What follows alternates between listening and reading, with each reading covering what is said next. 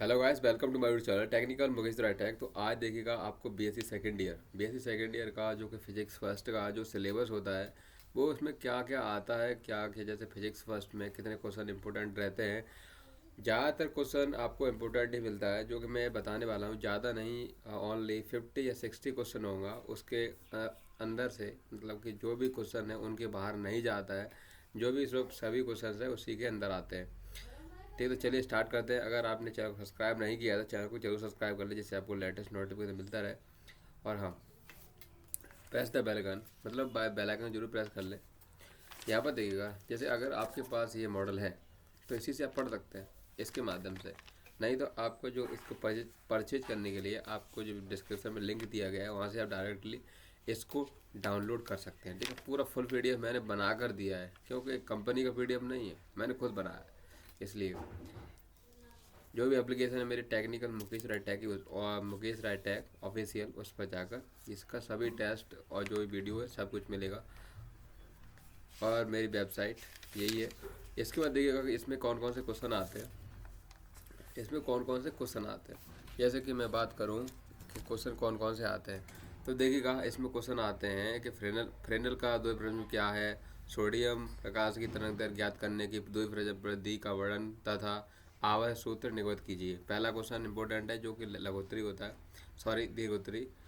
इसका दूसरा क्वेश्चन आप कॉपी पर नोट कर सकते हैं, जैसे माइकलसन व्यतिकरण मापी की संरचना तथा कार्यविधि का विस्तार पूर्वक वर्णन कीजिए।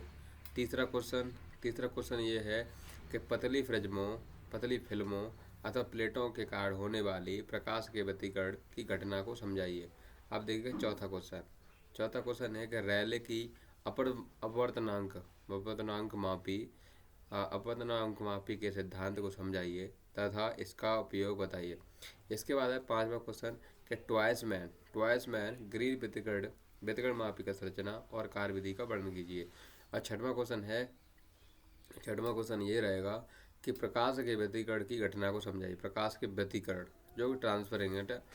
इसके बाद सातवां क्वेश्चन है कि फेब्री पैरो के बारे में है। फेब्री पैरो व्यतिकरण की संरचना तथा कार्यविधि का वर्णन कीजिए। इसके बाद आठवां क्वेश्चन है कि आपको यह सिद्ध कीजिए कि दीप्त बलियों का व्यास विषम संख्याओं के वर्गमूल के अनुक्रमानुपाती तथा अदीप्त तथा बलियों का व्यास प्राकृतिक सम संख्याओं के वर्गमूल के अनुक्रमानुपाती होता है। तो इतने क्वेश्चन हैं। इसके बाद मैं लघुत्तरी की बात करता हूँ। लघुत्तरी जो कि 2-4 यूनिट के, मैं पूरा फुल जो सिलेबस है उसके बारे में बात कर रहा हूँ। प्रकाश का व्यतिकरण क्या है कि संपोषी तथा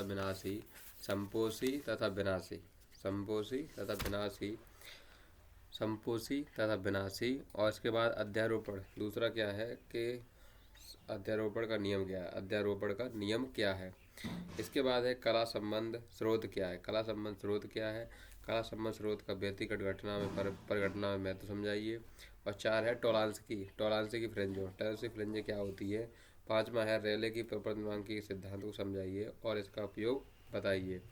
इसके बाद अगला क्वेश्चन है कि अवर्डक फ्रिंजो।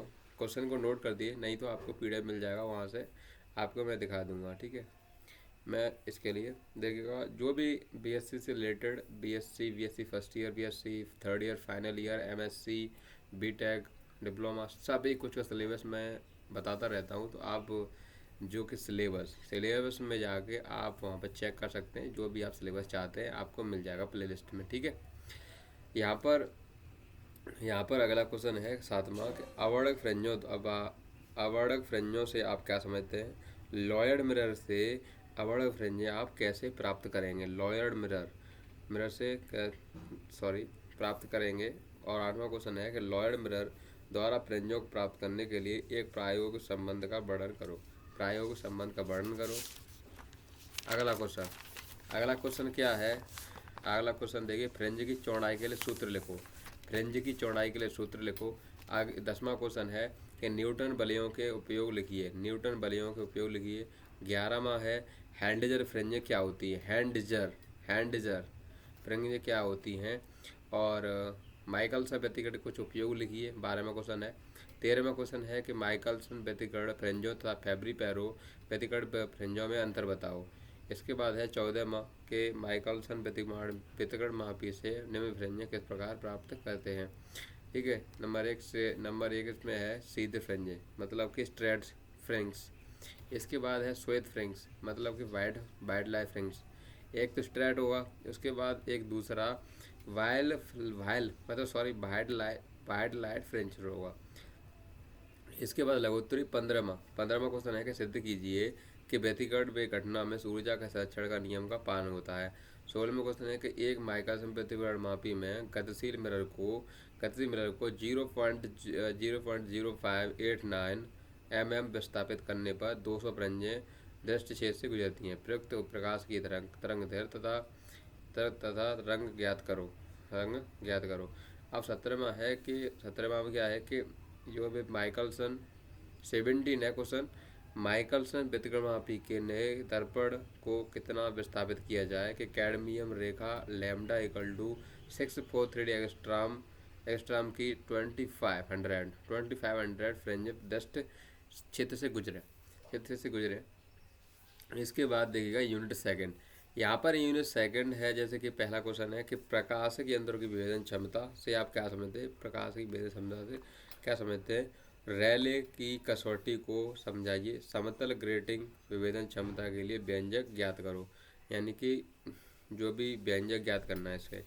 ये दूसरा है कि जॉन प्लेट क्या है, यह कैसे बनाई जाती है, इसकी क्रियाविधि समझाइए तथा उत्तर लेंस से तुलना कीजिए और दर्शाइए कि इसके अनेक फोकस होते हैं। तीसरे का फर्स्ट है, मतलब तीसरे में 2 क्वेश्चन दिए गए। एक रिजुकोर अथवा रेजर ब्लेड की तेज धार रेजर ब्लेड उत्पन्न परक के विवर्तन की व्याख्या कीजिए। एक रजुकोर के फ्रेंडल विवर्तन में तीव्र वितर प्रदर्शित कीजिए तथा उसकी विशिष्टताओं की टिप्पणी कीजिए। नंबर तीसरा है कि इसके द्वारा आप प्रकाश की तरंगदैर्घ्य किस प्रकार प्राप्त करेंगे।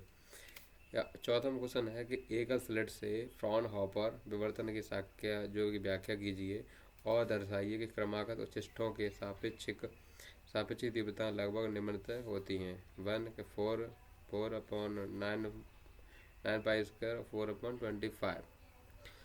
इसके बाद अगला क्वेश्चन है कि पाँचवा में 2 क्वेश्चन दिए गए हैं। 2 क्वेश्चन, इसमें एक क्वेश्चन है किसी समतल पारगमन ग्रेटिंग सिद्धांत का वर्णन कीजिए।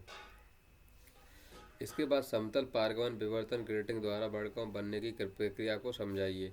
अब है 6 है कि ग्रेटिंग की 7 क्वेश्चन प्रकाश के रजुरेखीय संचरण की फ्रेंडल की व्याख्या कीजिए और अवतल परावर्तन ग्रेटिंग से आप क्या समझते हैं और अवतल ग्रेटिंग अध्यारोपण की विभिन्न विधियों का वर्णन करो। लघु उत्तरीय प्रश्न जॉन फ्लेट क्या है। जॉन फ्लेट का वर्णन कीजिए। इसके बाद है दूसरा प्रकाश के परिवर्तन से आप क्या समझते हैं, यह कितने प्रकार का होता है, स्पष्ट कीजिए।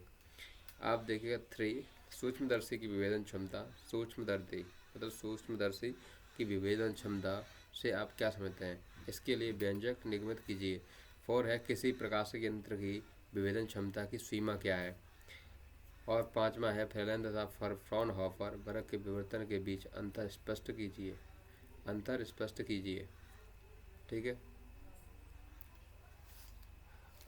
अगला पॉइंट है कि आप देख सकते हैं कि अगला है जैसे फ्रॉनहोफर विवर्तन को समझाइए। 6 है। इसके बाद 7 है कि फ्रेस्नेल विवर्तन को समझाइए। 8 है कि प्रिज्म स्पेक्ट्रम तथा ग्रेटिंग स्पेक्ट्रम में क्या अंतर है। 9 है कि दूरदर्शन की विभेदन सीमा से आप क्या समझते हैं। इसके बाद है आपको 10 मिल जाएगा कि व्यतिकरण और विवर्तन में अंतर लिखो। 11 में है जॉन प्लेट की दोस्तर लेंस से तुलना कीजिए। 12वां है कि एक ग्रेटिंग 4 इंच सतह पर 10,000 रेखाएं प्रति इंच हैं। तो पहले तीन क्रमों में ग्रेटिंग की विभेदन क्षमता क्या होगी। विभेदन क्षमता की रैले की कसौटी की व्याख्या संक्षिप्त में करो। 13वां, ठीक है। 14वां का उस वृत्तीय प्लेट की त्रिज्या ज्ञात करो जो अक्ष पर 60 सेंटीमीटर दूर स्थित बिंदु के पहले हाफ पीरियड जोन को ढक लेगी। प्रयुक्त प्रकाश की तरंग दैर्घ्य 6000 AU मतलब एंगस्ट्रॉम यूनिट है तरंग दैर्घ्य। अब इसमें जैसे कि कुछ क्वेश्चन आपको डायरेक्टली क्या है कि आपको कुछ क्वेश्चन आपको जैसे कि न्यूमेरिकल होते हैं, न्यूमेरिकल दिए जाते हैं, क्योंकि डायरेक्ट सभी ये नहीं है कि थ्योरेटिकल नहीं होता है, सभी इसमें कुछ भी क्वेश्चन आपको उसके द्वारा दिए जाते हैं। इसमें सिर्फ 4 क्वेश्चन आते हैं, ज़्यादा क्वेश्चन नहीं आता है, ये तो आपको पता होगा पहले से। इसके बाद लास्ट क्वेश्चन है कि यदि ग्रेटिंग को केवल सोडियम टैबलेट यानी लैम्डा इक्वल टू 589 एंगस्ट्रॉम और तथा 589 एंगस्ट्रॉम के तृतीय क्रम में भेद करना है तो इस पर कितनी लाइनें रूलिंग होनी चाहिए। तो देखिएगा यहाँ पर मैंने 2 यूनिट करा दी, ठीक है। 2 यूनिट के जो भी मोस्ट इंपोर्टेंट क्वेश्चन थे बीएससी सेकेंड ईयर के फिजिक्स फर्स्ट के क्वेश्चन, ठीक है, 2 यूनिट करा दिया है। तो 2 यूनिट के बारे में अगर आप जो फुल पीडीएफ चाहते हैं वो वीडियो के डिस्क्रिप्शन में है, यहाँ पर जाके आप यहाँ पर नीचे देख सकते हैं। वहाँ पर डायरेक्टली आपको लाल बटन दिखेगा, उसको दबा दें। उसके बाद एक डिस्क्रिप्शन दिखेगा, वहाँ पर एक लिखा होगा पीडीएफ, ठीक है, पीडीएफ में लिखा होगा और वहाँ पर जो भी लिंक होगा उस पर क्लिक करके आप डायरेक्टली डाउनलोड कर सकते हैं, क्योंकि मैंने वो गूगल ड्राइव का वहाँ पर पीडीएफ दिया हुआ है। तो इस प्रकार से आप अगली वीडियो देखने के लिए हमारे चैनल को सब्सक्राइब कर लें और अगली वीडियो आपको जल्द ही मिलेगी। तो मिलते हैं नेक्स्ट वीडियो में। जय हिंद, जय भारत।